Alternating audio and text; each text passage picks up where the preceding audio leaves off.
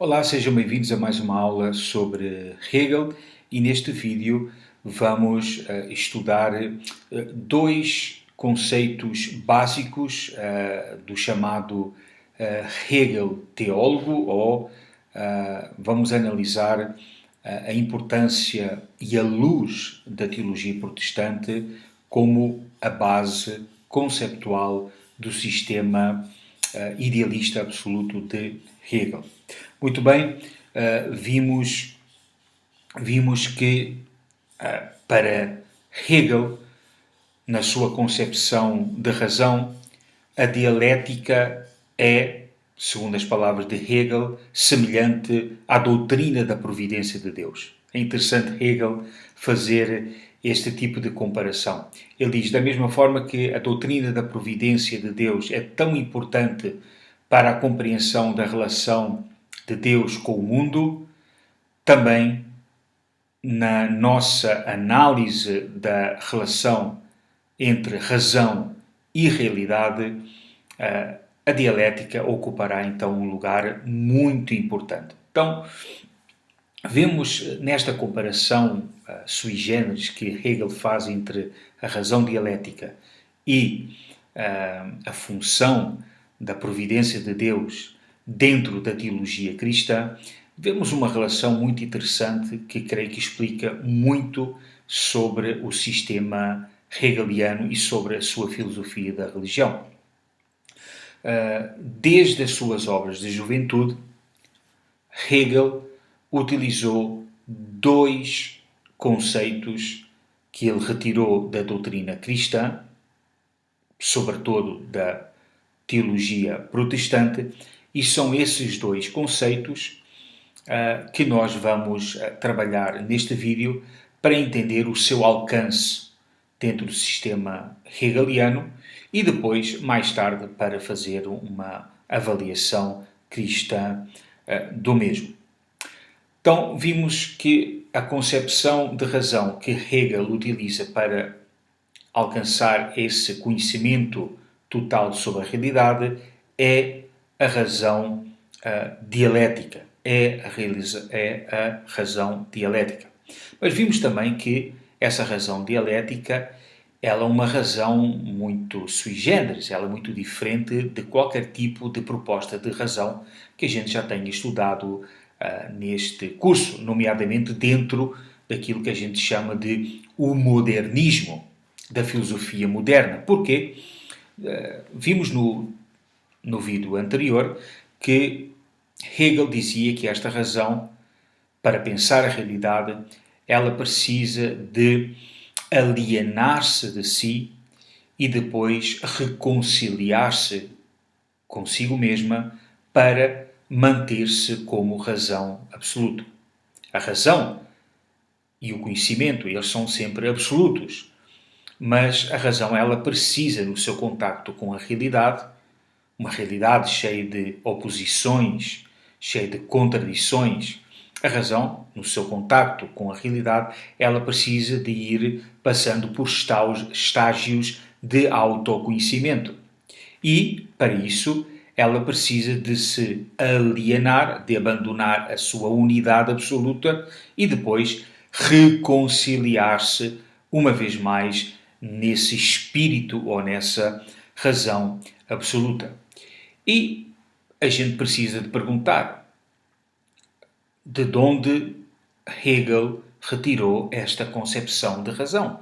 Uma razão dialética, que, repito, ela tem que se alienar de si mesma e ela tem que se reconciliar sobre ou em si mesma. Bom, este conceito de razão foi fundamentado em dois conceitos que Hegel trabalhou na sua fase de juventude, na sua fase teológica, e que são os conceitos de amor e o conceito de vida. Conceito de amor e conceito de vida, que, como já referi, ele vai beber e retirar da teologia cristã protestante.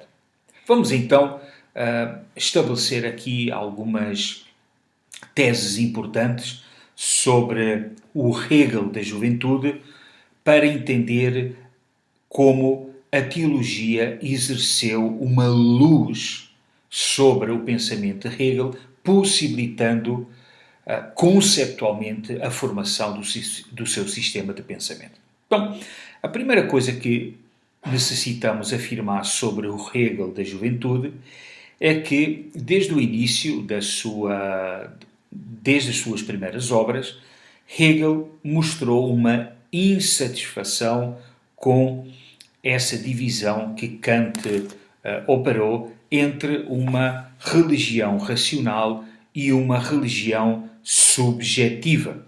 Não sei se vocês se lembram, mas Kant disse que, em termos da razão pura, Deus não seria possível como ideia metafísica, mas, em termos subjetivos, Deus seria importante como ideia metafísica para a razão prática, porque ela possibilitaria não só a moralidade, mas também uma religião estatal, uma religião de Estado.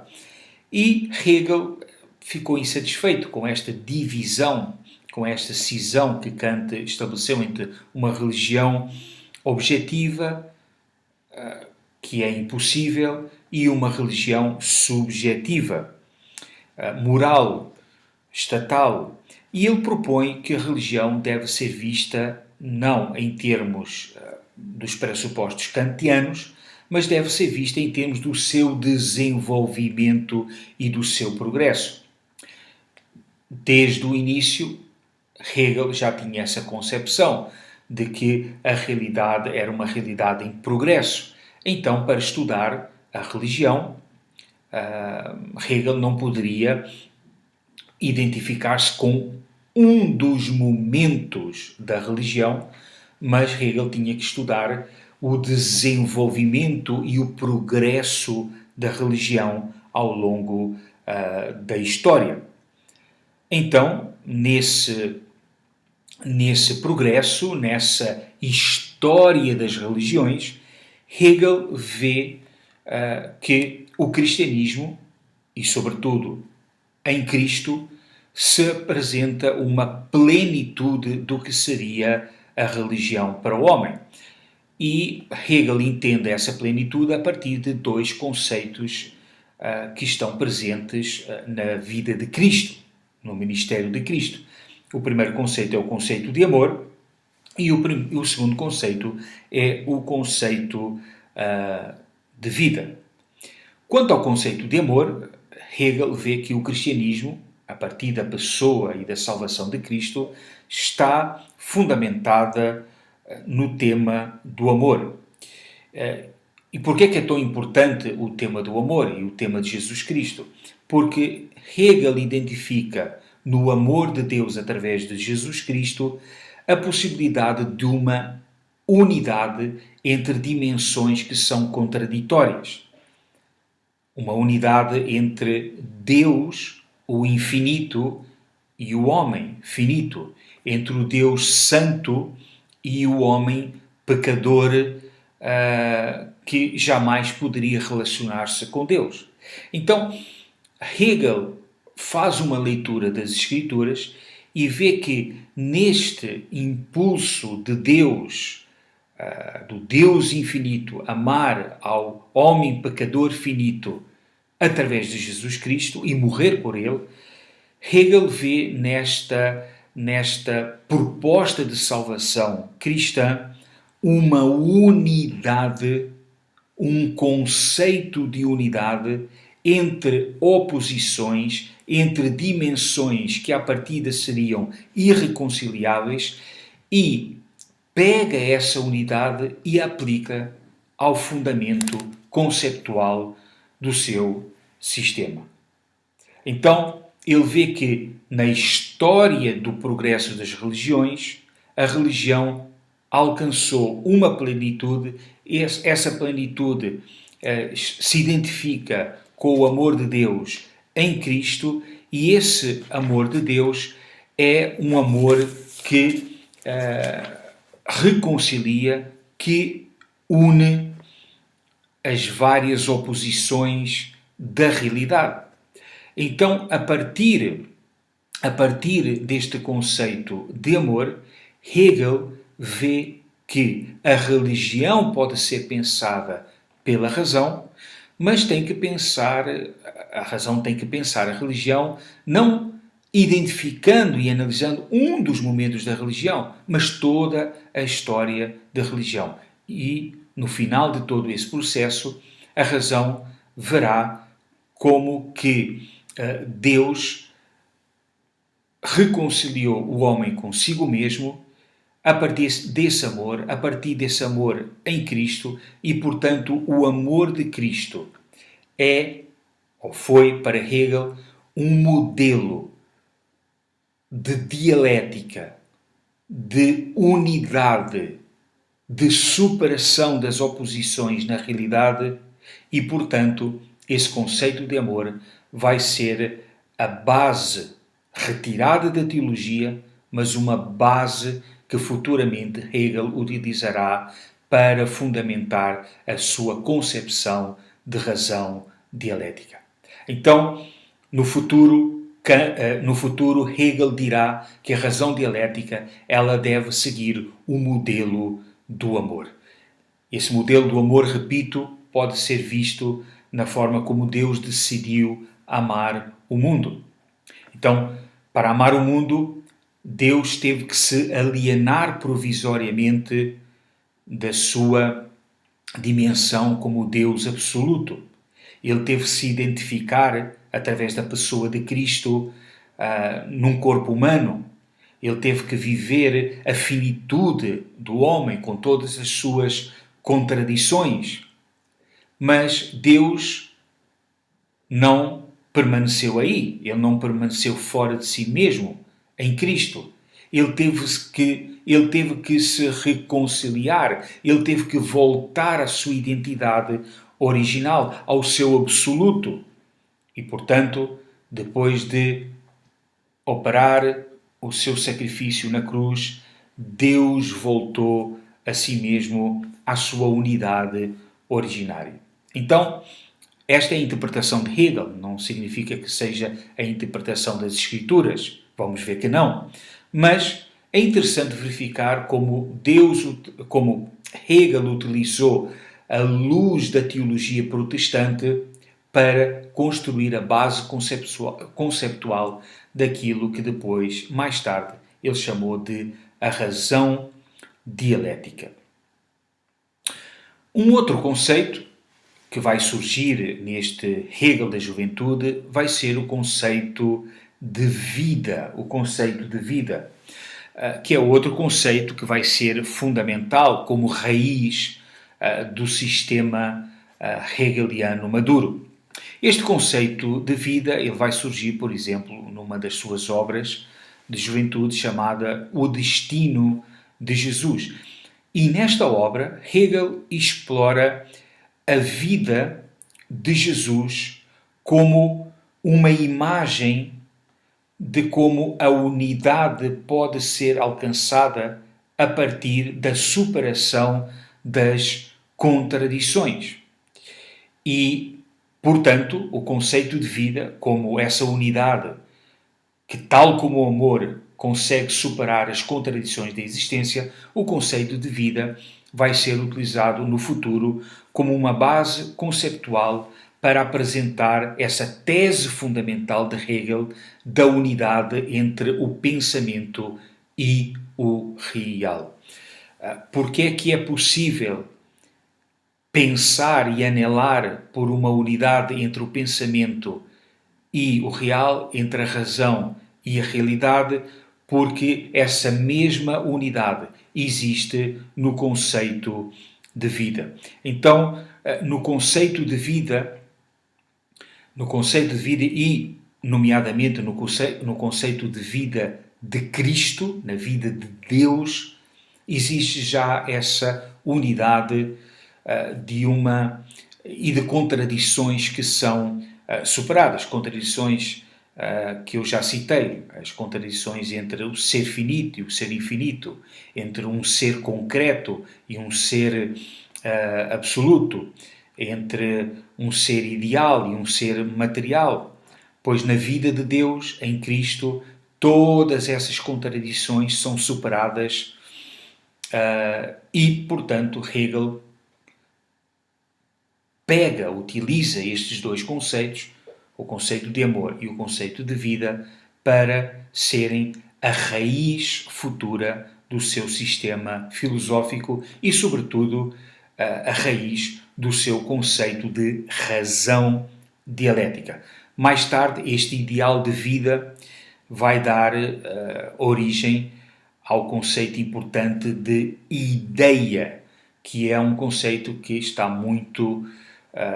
que é muito diferente do conceito kantiano de ideia e que mais tarde a gente vai conhecer quando tratarmos da fenomenologia do espírito, que é a grande obra de Hegel. Então, Hegel, ao final do seu período de juventude, um período mais teológico, utilizando esta luz da teologia, constrói esses conceitos de amor, esse conceito de vida, e desde o seu pensamento de juventude, então, temos que concluir que Hegel já opera uma grande distinção entre o que é a vida,